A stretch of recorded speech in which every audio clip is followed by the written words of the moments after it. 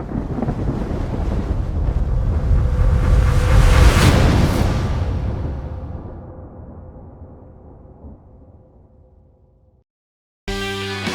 right, and welcome. This is Bull Strong Podcast, and I am your host, Craig Nadeau. Today we have with us Shane Wenzel, the CEO of Shane Homes. We have a ton of topics to cover.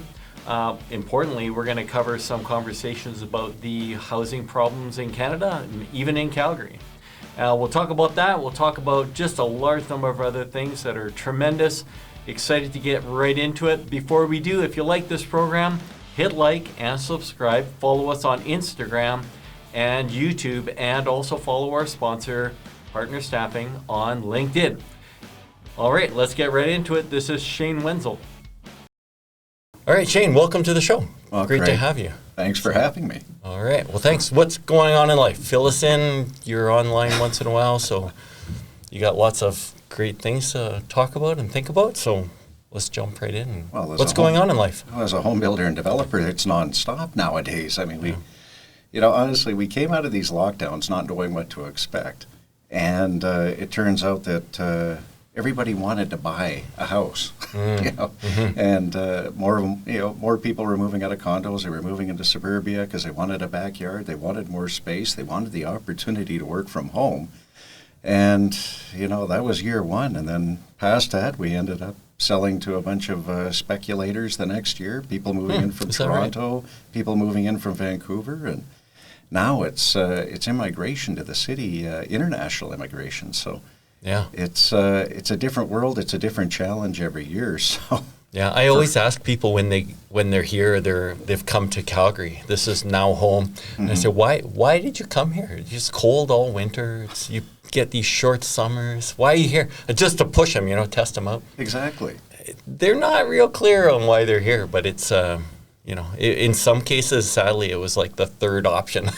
Well, and that's the thing. I mean, you're correct. I mean, people come here for a lot of different reasons. Yeah. If you're moving from down east, the reasons I've heard is traffic is less. Your city's smaller, it's more affordable. I mean, there's lots of reasons for people to come, but when you're moving in from another country, I mean, they in cases I've heard they think that they've died and gone to heaven. Yeah. They've ended up with a single family home where they wouldn't have had the opportunity where they were coming from. Yeah, that's true. And then, my son spent some time, like quite a bit of time down in Guatemala just recently. Oh, really? And he came back and it was actually hilarious because he was talking about home building down there, and he said the garbage that we throw out when we build a house, that's what they build houses with. Yeah, I can believe it. Take a 2x4 stud this long and reuse it. Just start nailing them all together and you get a house. Yeah, it's crazy. So, and obviously you're at the front line of the home building situation, and so we talked a little bit offline about this housing crisis and the situation we're into, and is it, and I really am somewhat uncomfortable, I guess, calling it a crisis, because it's certainly an issue, like when you have more people than places to put them. Well, we don't say, when I go to a hotel and there's no vacancy, I don't call it a hotel crisis. Like, it's just, I need a different hotel, and I don't know, like, what's this crisis? What is the crisis, you think? I'm kind of like you. I'm skeptical when I have to call it a crisis. It's an affordability crunch.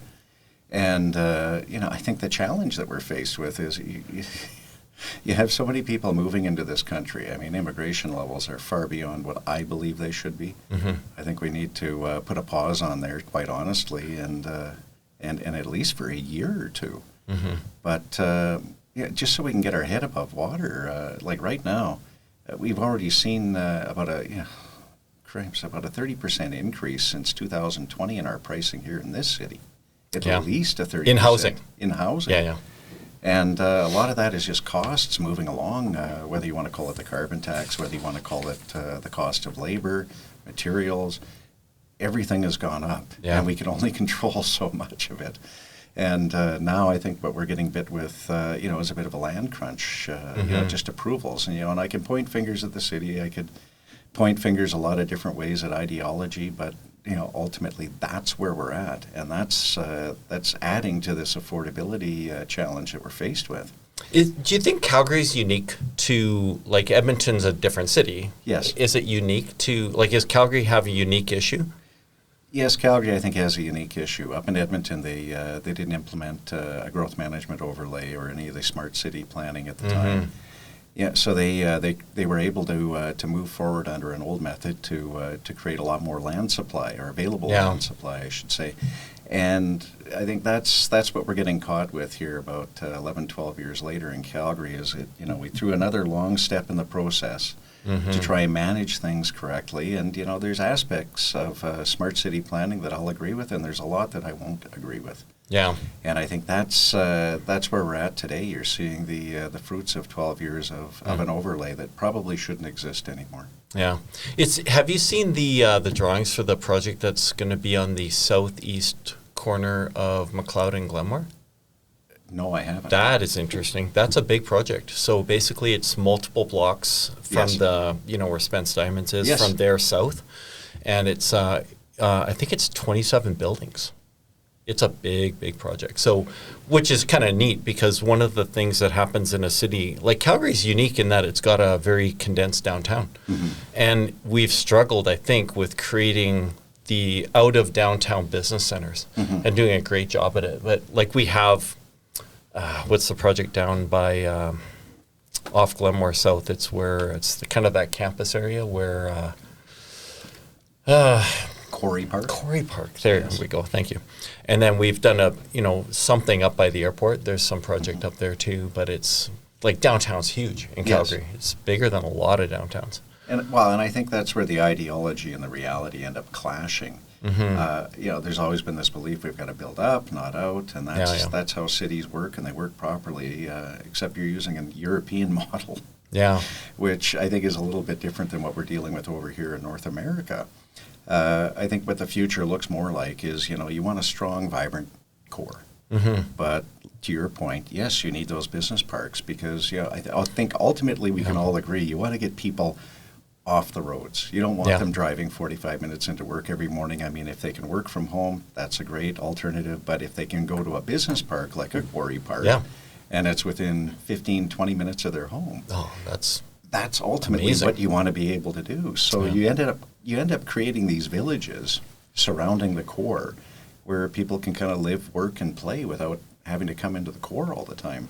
Yeah, and that's one of the challenges, I think, with Calgary. I'm sure you're well aware of that conversion from commercial to residential thing that we're doing, and there's people certainly on both sides of that. That's interesting. And then I don't know. What are your thoughts on that one? That one's interesting. You're probably not building downtown, but no, not building downtown. At least not, especially not converting buildings. But I think the biggest challenge is what people really have to try and understand is when you build a commercial building, you're building a building with one male, one female washroom. You're not dealing with any kitchens, so the entire structure is built up based on that. Now all of a sudden you want to put 12, 15 residents per floor. Now you have to get all those services up from the basement all the way up to the floor. In fact, the infrastructure in the streets might not even be able to accommodate it. So the only way you can make that work is to subsidize it with your tax dollars, which most of us may or may not agree with.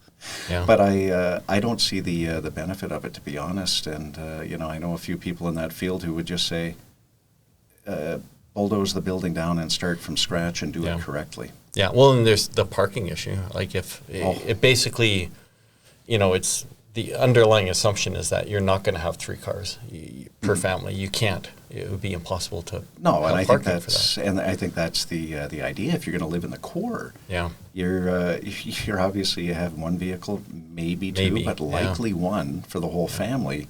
Because you're spending a little more time walking.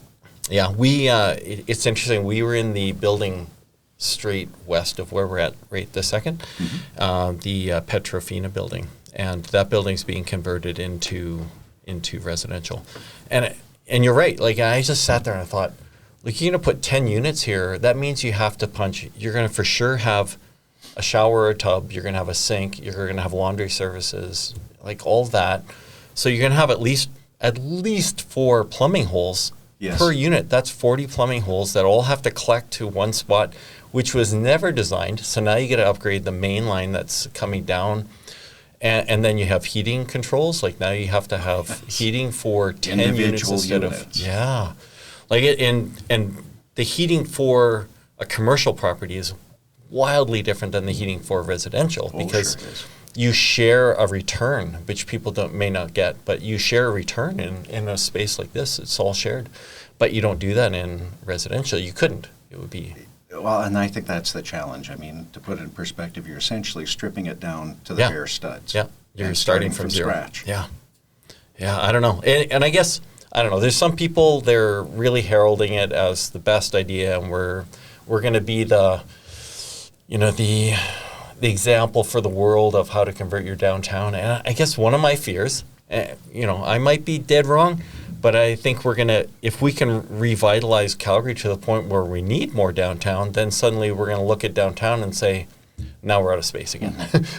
We've gotten rid of some office space that we needed at some point. So, well, at some point that's a possibility. Yeah. I think if anything, out of COVID, out of the lockdowns, I mean, we proved that there are some jobs that don't need to be in a downtown office building. Yeah. People can work remotely quite comfortably, or you're going to see some hybrid solutions moving forward. Yeah. And I think that those are some possibilities that are still kind of fleshing out. Yeah. But we've all seen it, and we understand how it can work. Yeah. Did the work from home, did it change fundamentally home building? Like it changed what we put into a house and made the den possibly more important, or? Absolutely it did. Absolutely it did. As we were talking about a little bit earlier on, you saw people moving out of condos downtown after a lockdown because they're restricted in their 900 square feet and their patio, and they wanted more room. But if they were working from home, they were confined to that space, and it really wasn't accommodating for their needs. So we saw people moving out to suburbia just so they could have a separate office space, even two of them. Right. Because if both people living in the home are professionals and they need different spaces, they just needed that much more room. Yeah, yeah. Well, and I guess, I don't know, I'm actually a little surprised that more people didn't recognize that if you can work remotely in Calgary, you could also work remotely in Phoenix. Sure. But they stayed here, and I guess there must have been good reasons. But I really thought there was going to be more of a trend towards, if you're fully remote, then going somewhere where you can be in a really great climate and sit on the beach in the evenings. Sit on a beach in Mexico. Yeah, I don't think we really saw that. Maybe there was some of it. I think you see it a little bit more down in the United States. Yeah. As you talk to some of the people that we become familiar with there, they do take advantage of that. They disappear over the winter. They go and they sit on a beach in Mexico and do their work from there. Yeah. But if you have that kind of opportunity, I agree with you. I would take that. Yeah. And I guess people are still worried, we got to make sure we still have health care and all the other benefits. You've got health care. I mean, everybody has their own reasons for it, but I think that's a viable option too. Yeah. Did you know that during COVID, I'm pretty sure it was either Bahamas or Bermuda, one of the two, but they offered a free, no cost, no explanation needed visa. You could just go there for a year and just work. I didn't know that. Yeah. No. Yep. They were kind of begging people to come there for a year or 2 years or whatever it took. I think initially it came out as 1 year because COVID was only going to last a couple months. So. And look what happened. Yeah. Yeah. And maybe it's still going on. We don't even know. So. Well, it depends on which side of the fence you're on. Yeah, that's right. You have spoken a little bit about the new Canadian building codes, national building codes and stuff, and it kind of bugs you, I guess. So. Well, why it bothers me. I get it. Before you get going into why it bothers you, what is the change or what's the big differences? Like, so that it's clear. I think the easiest way to describe it is there's this push towards net zero in housing, especially. And the new National Building Code is largely based on that. And in theory, it likely looks good. But there are certain challenges, and I would say that the health of a new home is in question, especially if you don't maintain the equipment correctly. But at the same time, it's the cost associated with it. And here we are, we're in this, housing crisis, this housing pricing crisis. And I guess my biggest challenge is, why the hell are we increasing the costs then? Yeah. And is net zero really something that we're trying to achieve there, or is it ever achievable? Right. So was it if someone was listening to this and said, well, what changes? Like, are they saying no more wood or like more HVAC units or return units, or what were the big changes that caused that net zero environment? Well, you're back to tightening up the seal on the home. So if we can go back in time, if you look at it, homes used to breathe a lot better. Right. And as time went on, based on codes, we started tightening it up a little bit more. So the vapor barrier inside the house started to seal it up. Yeah. And it got to the point where what we refer to as air exchanges per hour began to drop. So you might have had 4 air exchanges per hour in 1998. Right. You're now down to about 1.2. Right. Under net zero, you could be closer to even 0.9. Right. Essentially, fresh air isn't getting into your home, and that's what I mean by them breathing. Yeah. Wow. That would be like you wearing a plastic bag over your entire body, and you're sitting there saying, "Why am I sweating?" Well, because there's no airflow. Right. Yeah. Our house has a couple of those. I don't even know what they're called. They're air return units. Yeah, so. they're air exchange units, so you can get more fresh air into your home. And if people don't maintain that, the problem is that your house doesn't breathe. You're not getting fresh air inside your home, and it's essentially trapping air. It's trapping moisture. Right. And if you don't expel that, then what happens? Right. You end up getting mold behind your walls. And like you said, if you don't maintain those units, then you're not going to have that air exchange and the other series of problems. Well, but that's what was always so baffling to me. Yeah. You put the air exchange unit in. Okay, so there's another piece of equipment to maintain. It needs electricity to run. Yeah. Why are we doing this? It seems like we're going backwards, and I guess that's why I maintain, let's take the codes back 10, 12, 15 years and start from there and see what makes sense. Because you're still trying to build in affordability, but you're also trying to build in what's more healthy. And easy for people to maintain. And all I see is that we've taken all that away again for some sort of platitude of achieving net zero.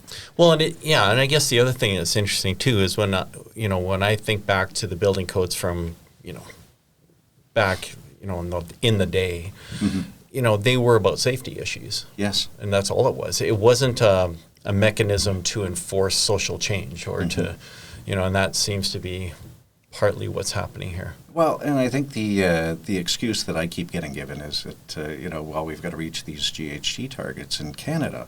That's part of our goal. Well, if you want to do that, quite honestly, take all those old houses from 30, 40, 50 years ago, with the old mid-efficient furnace, the old mid-efficient hot water tank, the R20 or the old single pane windows, and the R35 that we used to put in the attics. Upgrade everything. Come back with a not even a tax credit, just like literally, it's a $25,000-$30,000 tax carryover. That people can apply to their home, and they'll gladly do it. You'll see a boom in the renovation industry. I mean, it's $8 billion a year already. It'll probably be $15 billion by the time you do this. Wow! Yeah, and you'll achieve those GHG targets in 2 or 3 years. Yeah, that's right. You know what? And you've probably seen it too when you go and do a reno on an old house, and you pull off the drywall, and all the installations. Only the first 3 feet, and then there's just a cavity. Well, and because it slumps. That's the reality. Is it sags after the years?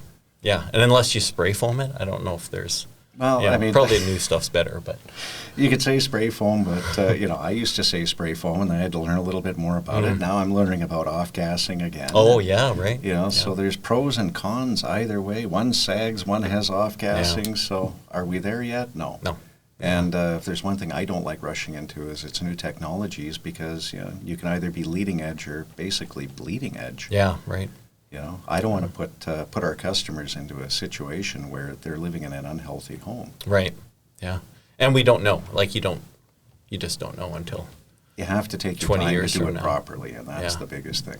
Yeah, and it's interesting too when I don't know. I was in renovations for some time, and it's interesting when you go into an old house and it's like, wow, how are people still alive?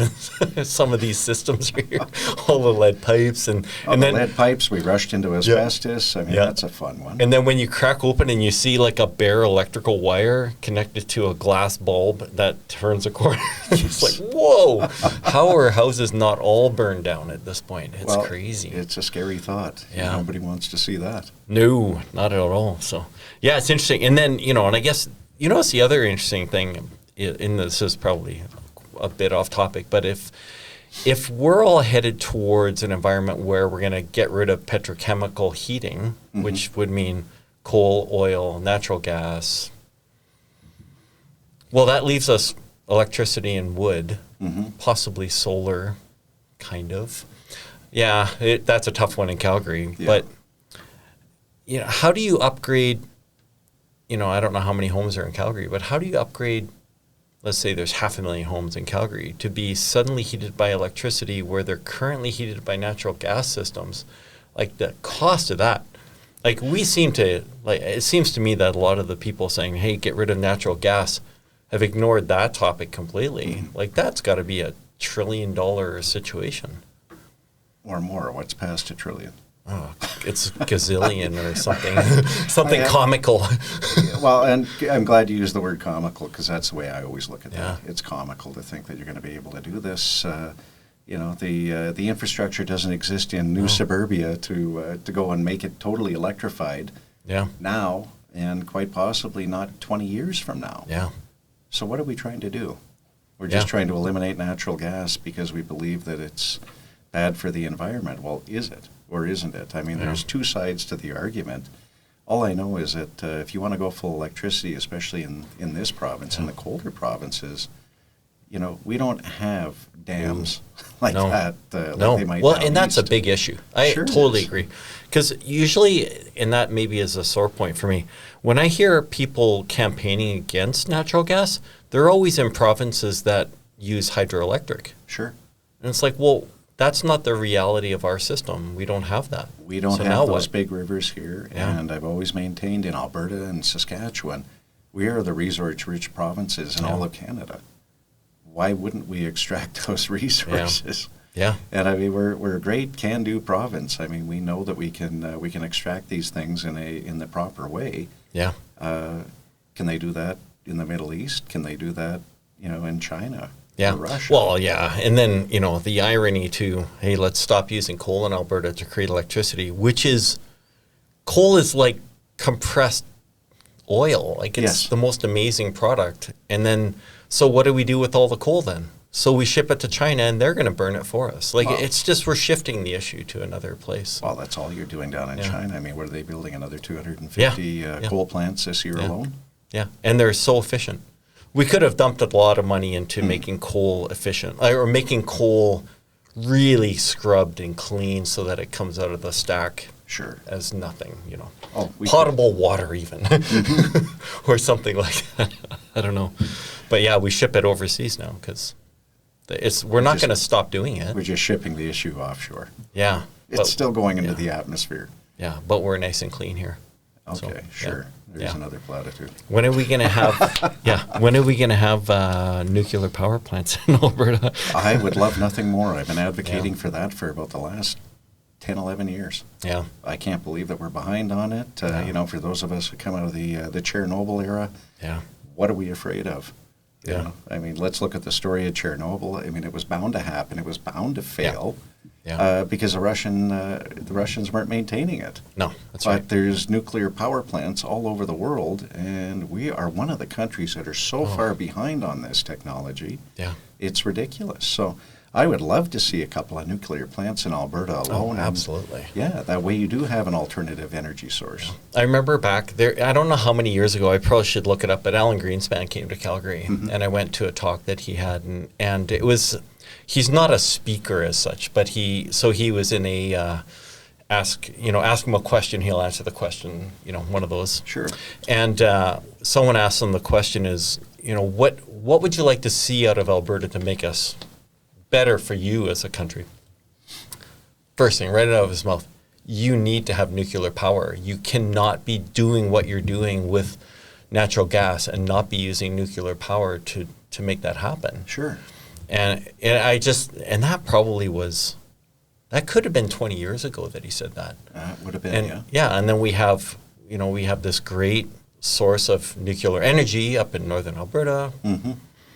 We have, I don't know how many nuclear reactors in Canada, but probably a couple. They're in Ontario, I think. Yes. There's one on the lake.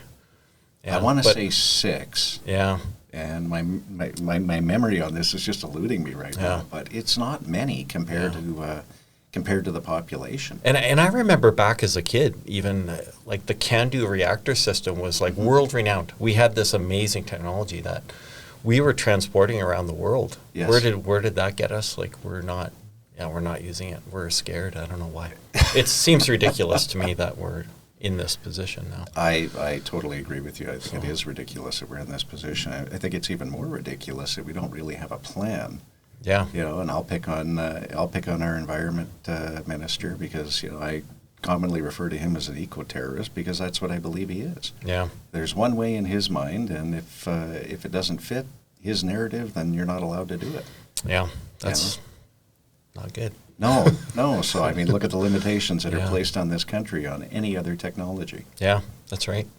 Yeah, and even if we start it, like, we have to start somewhere. Sure you do. Like, and maybe by the time we actually build the reactor, which could be 10 years from now, easy, yeah, technology is going to evolve dramatically over that time frame. But if you're not going to get committed to it at some point, that 10 years is going to turn into 20, and it's just not going to happen. Yeah, we just keep having the same conversations over and over and over. It's never having an action plan out of management. That's right. It was funny. I talked to a geologist not that long ago, and he said he was complaining about all the restrictions and the inability for Alberta to move product and the differentials in pricing. And he said the way it's going, Alberta is going to be the only place on the planet with natural gas at some point because we can't get rid of it. So that was interesting. It was an interesting thought. So maybe the case. So don't know. Time will tell. Yeah. I doubt it. No. Yeah. There's lots of natural gas. I honestly believe that we're at the end of this silly cycle now, and it's on to something new, I'm sure. But yeah. Well, the realities are coming. Oh yeah, absolutely. And it's interesting. I don't know if you've ever seen. They'll have like on YouTube or something. They'll have a video of like the world's largest piston engine, and it's like there's guys standing in the piston. There are like 5 of them, and the piston's the size of this room, and that's burning more fuel than most people can even fathom. Like it's tons of fuel an hour, and then you have aircraft carriers that are using nuclear and they refuel every 3 years. Yes. Like, what are we doing? So you have cruise ships and you have fuel moving, cargo ships moving, all using petroleum, like they're using oil, like they're using diesel fuel. So we're just going to get rid of that? We're going to make big batteries? Well, yeah. Well, why don't we use nuclear? Like, it's because we're scared of it. I guess that's the main thing. So, or huge batteries. Well, yeah, but look at it on a micro scale, even from our side of it. We panelize 80% of our homes out there. Yeah. And in order to get those panels out, instead of, just dropping a lumber package on site, which would come out on this big diesel truck with a big flat deck on it, now that takes 3 or 4. To get the product out to the site, and I keep looking at that saying, how the hell would we do that if that was an electric battery? I don't even know how you would move that kind of weight. Yeah, that's interesting. I wonder if, I guess, PV cells, photovoltaic cells are improving, and as is the, I forget what the cells are called, like the photo cells that actually heat water loops, but those are improving as well over time, but. We are pretty far north. We are pretty far north, and I think that is one of the biggest challenges that we're faced with. I mean, a lot of the technology that comes out in homes. Yeah. When you look at the charts, what they use, for their sales, a lot of that is based out of warmer environments. Yeah, for sure. We get cold, especially in this part of the country. Yeah. Like we just seen it recently. That 30, 35 degree swing. Yeah. In a matter of 24 hours. Yeah. Can you imagine? Yeah. And trust me, I mean, I would love to see it. In fact, I'll go back in time. My father, when he started the company with his business partner 45 years ago, my father wanted that to be a unique selling proposition for the company, is that we would have solar panels on the roof of all of our houses one day. Well, it's 45 years later, and Cal still doesn't have any on his personal house, and he stays up on this technology. Right, yeah. And he just said the cost benefit still isn't there. He said, by the time I realized the cost benefit, I got to take the solar panels off and put new ones on. Yeah, yeah. So we're not there with that technology yet. Sure, it can offset some of the energy costs, but is it going to pay for itself over 20 years? Plus, you can't move the sun. Like no, you can't. The angle of incidence is just not really high enough to... You have an angle that steep on your typical house, and, you still need that south and that west exposure. Yeah. Well, and I always tell people, they're like, oh, yeah, Calgary has the most sunny days of any city. And it's like, that's great, but still nobody's flying from Florida to come to Calgary to suntan. No. Like, it's just not happening. And there's a reason for that. It just makes it a little bit easier when it's not cloudy or rainy all the time. Yeah, that's right. I love that fact. But again, you cover those solar panels with snow. Yeah, and they're virtually useless. They're not drawing in a lot of energy. I was down in southern Alberta, and it was actually surprising, some of the solar farms that are down there. Yes. Yeah, there's some big ones. Well, I guess big. It's probably like 5 acres. It's not big.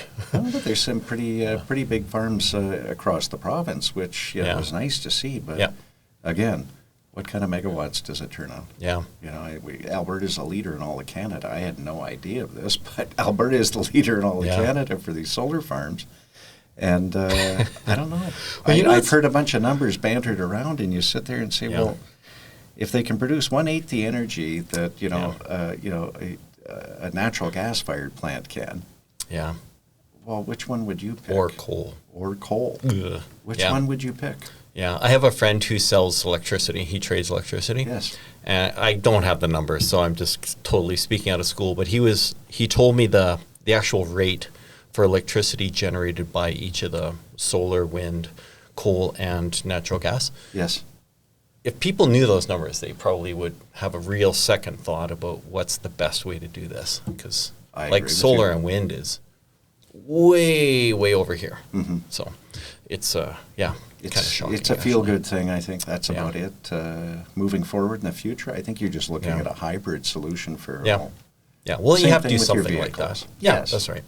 Yeah, and it was always, there was a vehicle called the Fiskars that came out long ago. Yeah. They're gone now, but one of their concepts was to put a solar panel on the roof, because it made sense. Yes. But then the reality of it, and Elon Musk talked about this. He said, you maybe could drive for 10 seconds based on a full day of charging from the sun.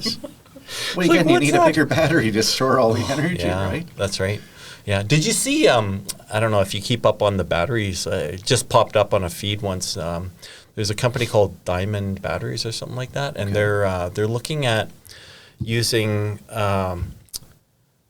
uranium, like depleted uranium from nuclear power plants to put into a battery. And apparently, of course, this is clickbait, but the battery would last infinitely, essentially, but they said 28,000 years. Which is silly, and you would never have to charge it. It's just like, okay, well, you just created a nuclear environment. That's all you've really done. That's really all you've done. Yeah, but it is kind of interesting, though. It is interesting. Yeah. I mean, again, I would love to see alternatives, but as long as they make sense for a lot of different reasons. Yeah, absolutely. So, and I guess there's, I don't know. You have to start somewhere, right? Like you can't. Oh, sure. Like, maybe solar panels will become wildly more efficient at some point, and we've built some infrastructure around it, and that's probably a good thing. So, yeah, I don't know. That's all you can hope for. At some point, humans didn't wear shoes, and then the first guy strapped on a thick piece of bark, and everyone said, that's ridiculous, and now we wear shoes. Now we never. Yeah, I mean, how many years did that take? I don't know, but you have to start somewhere with technology, otherwise. Sure, you do. If you stop innovating, then you become complacent, and eventually that'll catch up with you. Yeah, what's kind of bouncing back to the National Building Code, and I wanted to kind of mention this because it's hilarious. We were building, and Calgary came out with, and I don't know if it was a municipal requirement, but the building code required that you switch from red exit lights to green exit lights to running man lights on the off chance that someone doesn't understand the word exit and a red arrow. And maybe green is slightly easier to see in the case of fire. And so, if you're in commercial building at all, you realize now you got to convert all your exit lights. Or anytime you touch a space, if it had red, now you got to switch to green. You have to install green. And then I jokingly said when that came out, it's like, the next thing you know is like, we're all being told that during a fire, you're supposed to get down on your hands and knees and crawl somewhere. Yes. Well, why are we putting the exit lights at the ceiling? They should be at floor level. Yes. I went to Vegas that year. They're all at floor level. They are. Hey? Man, that's going to hit Calgary. Like, why would you put them up high? It doesn't make sense. It never did make sense, did it? So now we got to do the big conversion to put it at ground level now. I guess I always operate with a very simple rule. If it doesn't happen, if it's not an issue more than 10% of the time, then why are we bothering? Yeah. Well, and you've seen at some point, there's been some push to putting sprinklers in residential homes. That argument has been around for years, Yeah. and there's, again, I guess I'm always going to go back to the cost benefit, and I know that doesn't replace lives, which seems to be, a big issue, or rather the biggest issue with all of it, and I'm not against that, but it's got to make sense. Yeah. Because to take 6,000 single-family homes, you're talking about $60 million a year for the one or two fires that may start, and in most cases, people are out and safe long before it gets out of control. Yeah, absolutely. But to maintain that sprinkler system, what does that do to your insurance rate, for one? Yeah.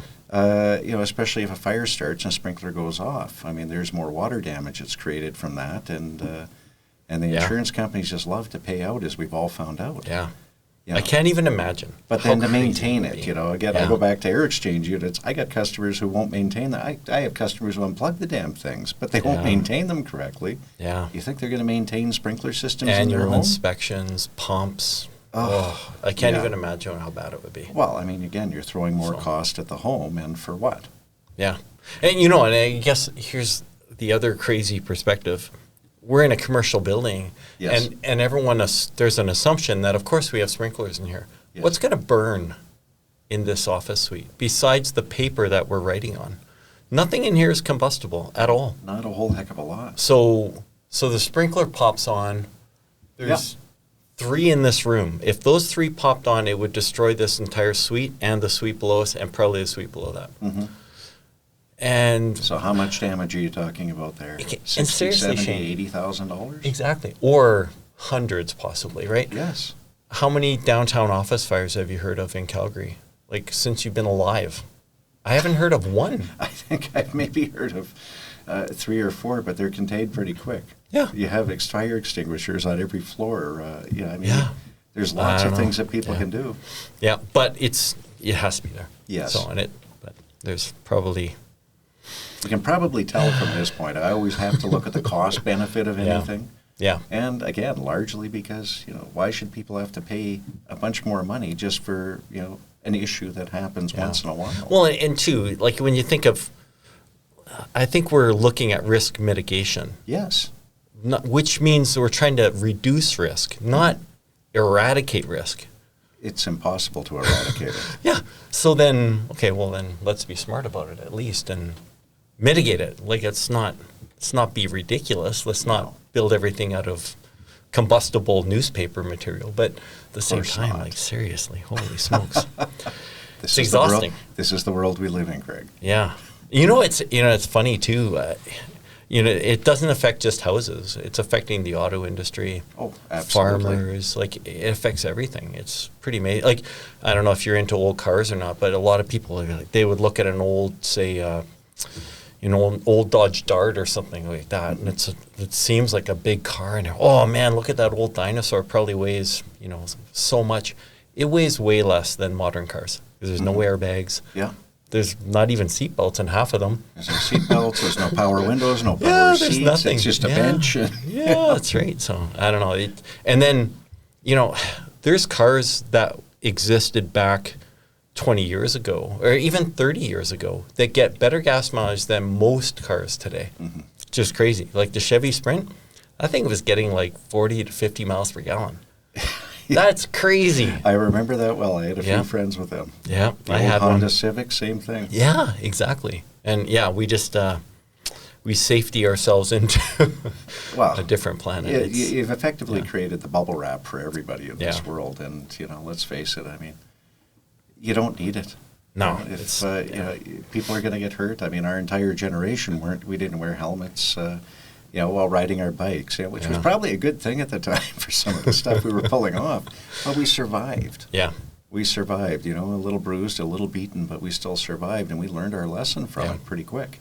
It's interesting. I have 3 kids, and my son in the middle, other than he played basketball a lot, so he'd get, an elbow to the face or that sort of thing. But as he was coming up, he doesn't have scars. Mm-hmm. Like you and I could probably look at this one, this one. He doesn't. He has, he got elbowed in the face and got stitches. And I can't even tell you how many times I got stitches as a kid. It was ridiculous. That was a war wound. I mean, that was something to be proud of. Yeah, exactly. And then, the nanny system closes in on us. Oh, that's exactly it. Like I said, let's wrap every kid up with bubble wrap now. Yeah, that's right. And then, we can put cotton in their ears so they don't have to hear some of the things going on. Yeah. What do it's interesting, and we talk about bikes a bit. What do you think about the bicycle, the downtown cycle path? I don't have a problem with it. I've never had a problem with, the bike lanes. My biggest challenge with it is do not take out car lanes because the amount of cars are not disappearing off the road. Yeah, that's right. So come up with a route, come up with a system that makes sense. Yeah. Yeah, but not everybody agrees with that opinion either. Yeah, and in some ways, I've talked to a lot of people that say that the bike lane solved a problem that never really existed, but it did put us into a situation where we could go onto the international stage and say, hey, listen, we have an amazing cycle path in Calgary. You can get anywhere on your bike. Oh, sure you can. Which is terrific if you ride a bike. Yes. But if you remember too, downtown back before the cycle path existed, we had tons of bicycle couriers. Mm-hmm. Our kids will never know bicycle couriers because they don't exist today. Yes. And that's who was the bike downtown. Now there's a handful of cyclists. And to be fair, I was an adamant cyclist. I rode every day for 3 years, never drove a car to downtown. Yeah. I never had an issue with not having a cycle path. I just rode where I was supposed to ride. Yeah. They've actually, these cycle paths, for some people maybe they're terrific, but they actually got rid of parking. Mm-hmm. They got rid of, because even the barrier between the cars and the bikes, that takes up space. Sure even if it's just 1 square foot per hundreds of feet linear. The other issue that I have with them is that you now turn left across the bicycle lane where the vehicle on your left is now passing. If we said, hey, listen, on the highways, we're going to allow the middle lane of a 3-lane highway to turn left in front of traffic that's... The Minister of Transportation would be like, you've completely lost it, leave now. But we've allowed that to happen, as a transportation law? I don't get it. I'm baffled by it as well. Yeah. It's more lights, more signs up on the street, and I think that confuses a few people. Yeah. I've seen a couple of close calls driving through... driving through the core, and you can't point the finger at anybody. A bicycle's going along, they're in their lane, somebody's trying to turn. It's green light here, red light. Yeah. What the hell? Which one am I watching now? Yeah, and then when does the right of way play into the whole conversation? Sure, it is. Who's allowed to go and can't go? And we all need mandatory driver's ed again, just so we can understand the new rules of the road. Yeah. Well, I don't know. But I don't even know how you do the driver's ed, because now we've created a set of rules where you can pass a vehicle that's turning left in front of you. It seems unsafe. I can't figure it out. In our world myself. of safety. In a world of bubble wrap, yes. Yeah, it seems incredibly unsafe that we would allow something like that to happen. But whatever. Can I make the assumption that somebody smarter than ourselves came up with this? Well, I think what happened, if I had, maybe, must maybe be. Not. But I would assume that what happened is that City Council said, listen, we need to get ourselves more on the international map. We need to build Calgary. We need to drive net immigration in. Yes. And in order to do that, we need to create projects. We need art projects. We need cycle path. We need a ring road. Like, we need these things. And that will put us on the map. And then we can say Calgary's top 10 place to live. And without them, I don't think you get that credential.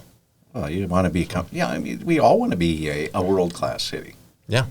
So that's why I said I don't have a problem with the bike lanes, but there's got to be a cost benefit to it. Yeah. Like, what are we sticking into this every year? 25 million? Oh, yeah. Probably a lot. Is there enough ridership to justify it? Yeah. And then when it snows in May, and you're like, who's riding their bike today? Well, I've seen them riding their bikes in the lanes in January, in minus 25-degree weather, and wow, that's dedication, but it's certainly nothing I would do. No, and those same people would ride their bike if there wasn't a bike lane. Yes. It wouldn't matter. Yes. So, and they would feel entirely safe to do so. Sure. Yeah. So I don't know. It's good. And there's probably a handful of people that wouldn't ride downtown without them. That's a possibility too. But I think I'd be confused if I hopped on a bike and I rode around again, because I wouldn't know what the rules are of those lanes either. Yeah, that's right. There's a whole extra set of rules. Yes. Maybe we need to start licensing cyclists. And Oh, wait a minute. Did you just say that? Yes, another tax grab. Where's the lightning coming down now? We could do it. It's just a tax grab. So, yeah. At that point, yes. Yeah. At that point, yes. What was an interesting tax grab? This is so off topic, but when it seemed, sometimes we have these social programs that they come out with big fanfare. Or look what we're doing to save the situation. And so in the Alberta government, I forget what year it was, but I think it was under the NDP, they got rid of mailed notifications to register your vehicles. Mm-hmm. Everybody skipped it. Everyone just if I'm not getting a notification, I wouldn't possibly remember. And then they came up with an app, which would have cost money to build. But they started issuing fines at, I think it was $350 every time. Do you know what the annual revenue was in the first year? How much? From that fine alone? $7 million. I can believe it. $7 million. So it totally outstripped. Well, it was great. They now got to not buy envelopes and postage stamps and print anything, and they got an extra $7 million in revenue. Oh, that's terrific. Sickening, actually. Yeah, the government's supposed to work for you, not the other way around. Well, yeah. It's I forgot about that. My partner got not caught the one year, but he was close, because I remember looking at his license plate saying, "Man, you got to renew this," because yours was up in October, and here we are, we're in December. So he went the next day, but he could have easily been pulled over and fined the same way. Yeah. There's some jurisdictions that are doing vehicle registrations that are now more like in Europe, where you just get a plate. That's just the plate. Yes. So you don't have to do it every year, which that makes more sense. I don't. Just mail the information. Yeah. What are we doing? Yeah. You and I might be a little out of the conversation, but part of the reason that they even do it, why are we talking about this? Part of the reason that they do it is because it allows the government to enforce things like maintenance, child maintenance. Mm-hmm. And so if you don't pay your child maintenance, you run the risk of never being able to register your car. Mm-hmm. So it's a little bit of enforcement possibility. How often does that happen? I think a lot, probably. If I had to guess, it's probably a fair bit. I've talked to people that are like, "Oh yeah, I couldn't register my car because I had all these tickets." And it's like, does it happen 10% of the time? Yeah. I go back to my old rule. Yeah. If it happes 1% of the time, it's not an issue. Yeah. It's probably a good point. It's a gray area. Let's just deal with it as it comes up. Yeah. So are we going to be able to solve the housing crisis? Is that going to happen, do you think? No. Whatever the housing crisis is. Well, again, I go back to immigration. Why are we bringing more people into the country when we don't even have the infrastructure, let alone the housing, let alone everything? Yeah. And I think the easiest way to look at it is we do about we can build about 1.6 million homes in this country every year, or over a 7-year period. And the federal government has come up with this lofty goal, right, of we want 4 million more. Are you serious? In 1 year, or is it over 7 years? 7. Yeah. So you sit there and you start doing the calculations, and there's brighter companies out there with the proper facts and figures.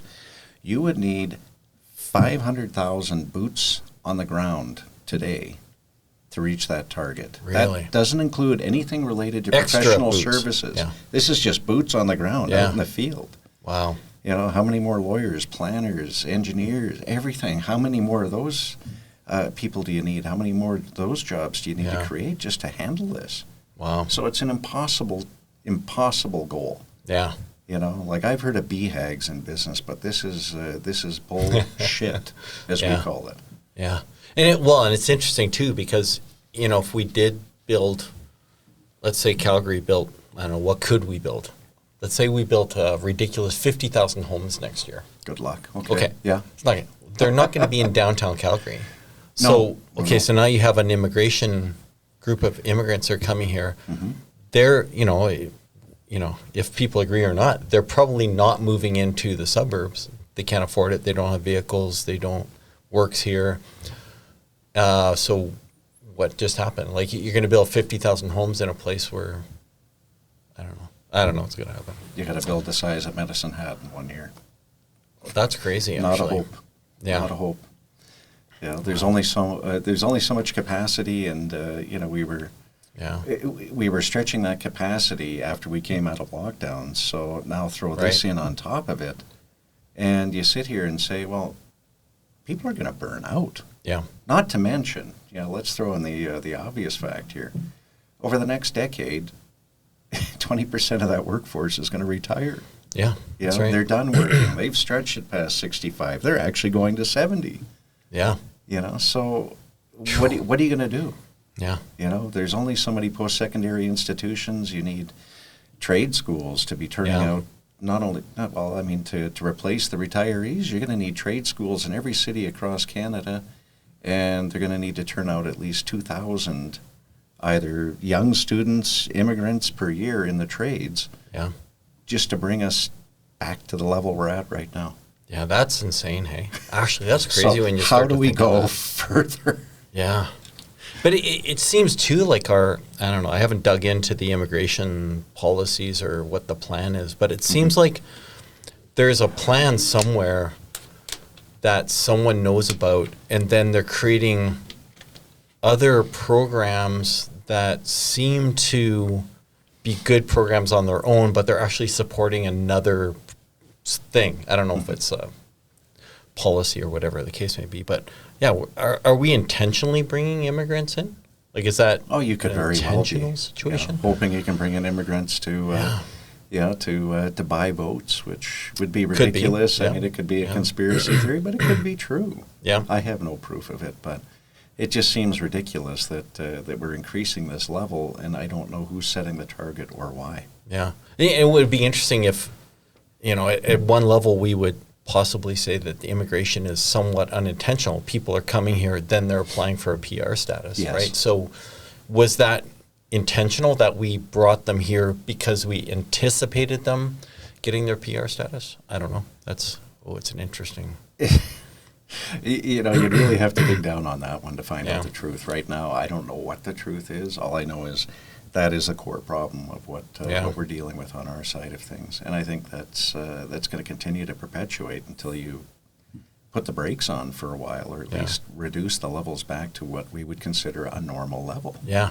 Yeah, because I haven't seen but I would imagine that we've got a bit of a upward spike. Way up. Yeah. And it's funny because that sits in contrast to just a handful of years ago. Yes. We were seeing stats about how we're not having enough children, and the natural population growth is diminished. So crack open the doors and we'll fill it up. I don't know. I mean, that's always the excuse for it. The United States has the same problem. Canada's is a little worse, but you know, I'll always blame the cost of living. Yeah.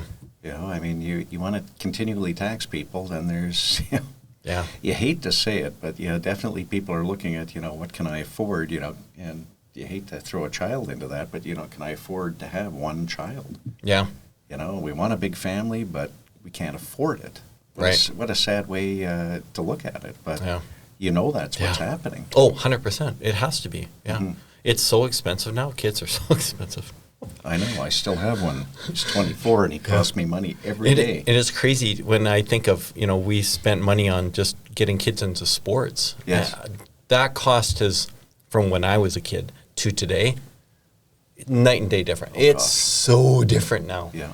It's so expensive. It's absolutely nuts. The cost of equipment, the cost of time, the cost of entrance fees, the cost of tournaments, the cost of everything. Oh, yeah. It's amazing. Yeah, when you're probably in the thick of it or have been for a long time. So. Oh, yeah, mine's 24, so I mean, he's long since gone. But, like I said, he still costs me money, even though he doesn't live at home anymore. Yeah.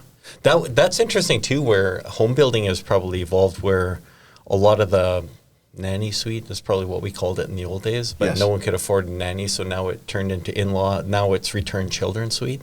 It's like you're starting to see that. Yeah. I have relatives where their kids are moving back home, and I was talking to a friend here a few weeks ago, and he said both my daughters have graduated, both have degrees, both are back living at home, even though they have jobs. Yeah, making upwards of $70,000-$80,000 a year in their chosen profession. Impressive.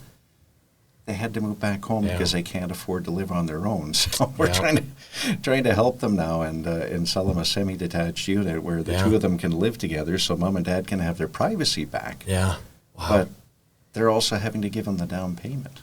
Yeah, that's so common. Yeah, this is a different world. Yeah, I always think, I took economics in university, and you always look for periods of break where something breaks. Yes, and we encourage behavior through economic policy, and then eventually things break. Thomas Sowell, I don't know if you know Thomas Sowell. So he says a lot of the problems we're trying to fix today are problems caused by the policies that were meant to fix something that was meant to fix something else. Yes. But it's just this trying to repair policy issues, and he said too, a lot of the homeless repairs, basically, if we're talking about homeless crisis, he says part of the homeless problem is that we're making it economically feasible and more so to live a certain lifestyle. Yes. And so it's encouraging that lifestyle by doing it. But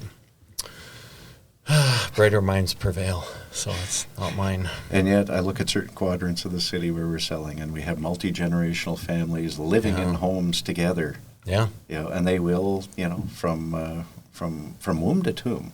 Yeah, that's right. We'll say it's from womb to tomb, and that's essentially what it is. Yeah. So there's something I kind of envy about that lifestyle. Yeah. And in other cases, when you come from the North American lifestyle, it's like, God, I couldn't wait to get out the door when I was 18. Not because it was bad, it's because I just wanted my independence. Yeah, that's right.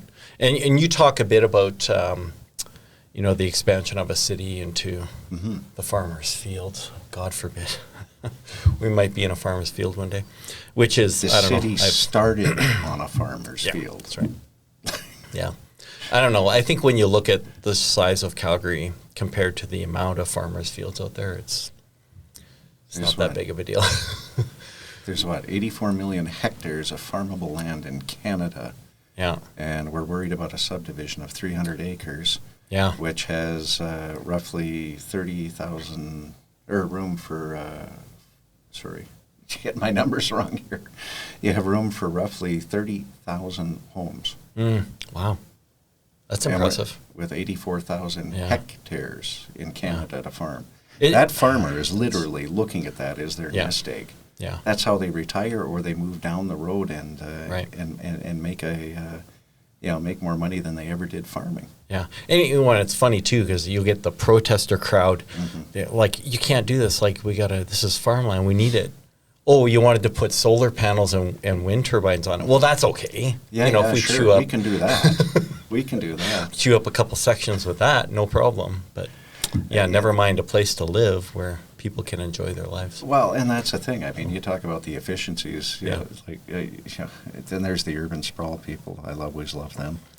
They haven't the foggiest idea what urban sprawl is. I mean, there's cities in the United States I could point you to where you're miles in between subdivisions. Yeah. That, they're still dealing with lots that are a quarter acre in size. Yeah, that's right. We're sticking up to 9 units per acre. Yeah. Into new suburbia. Yeah. Why are we the problem here? Everything we build is more efficient than it was the year before, energy-wise and size-wise. Yeah. But Yeah, God forbid, we're tearing up farmland, you know. Calgary started on farmland, as I stated before, and kept expanding on farmland. So who has the right to argue that one? I don't know who. Yeah, I don't know. I know a lot of farmers, too, that's a big deal to them, too. They're hoping for this to happen. Sure they're just waiting for that expansion to eventually get to them. Well, I mean, you're talking about a farmer's family that bought the land, 50, 60, 70 years ago for $1,000 an acre, and now they're selling it for $300,000 an acre. That's a big nest egg. It pays them back for all the time when for all those years where there wasn't enough rain, there was too much sun, there's no crops to yield, and you're moving on. And really, I don't know, like this will probably be in the wrong direction slightly, but Alberta isn't a great place for farmers even. Like we get one crop per year. Yeah. Half the time kind of goes sideways or it's marginal. Sure. And you go into the States, a lot of places in the States have 2 cycles of crops or more, and we get one. And we're always struggling with hail and no rain and everything else. So you just can't win in this province, can you? No. But, don't dig anything out of the ground because it's also bad. Yeah, gosh, let's not do that anymore. We can't extract our resources. We can't eat up farmland by building homes. Yeah. What's left? And I don't know, you've probably been through the Crow's Nest Pass and seen, like, ghost towns. Oh, for sure. Like, that's what happens when you remove pieces of the economy. It turns into ghost towns. Yes. So, the fact that they're still open or that they survive at all is shocking to me. I think they rely a lot on tourism now. Yeah, I don't know. I don't even want to say. It's beautiful in the mountains for a day trip. I don't know if I would totally want to live there. But. It's crazy. Well, anyway, I know you're a busy guy, so I love having you. It's we could probably talk a lot longer. So, absolutely, I appreciate that. I don't want you to. I know what parking costs in Calgary. So, so do I. So, great having you. Hopefully we can have you on again. And when I'll vote for you when you're in politics. That probably won't happen. I already have orders from home. Oh, well. We need good people, though. We need people with opinions, right? We do, and I hope that the next election you start to see more people with opinions and you get a better crop. Yeah, absolutely. So, well, thanks for having you. Great. Thank you for having me. Okay, all right. Take care. Take care.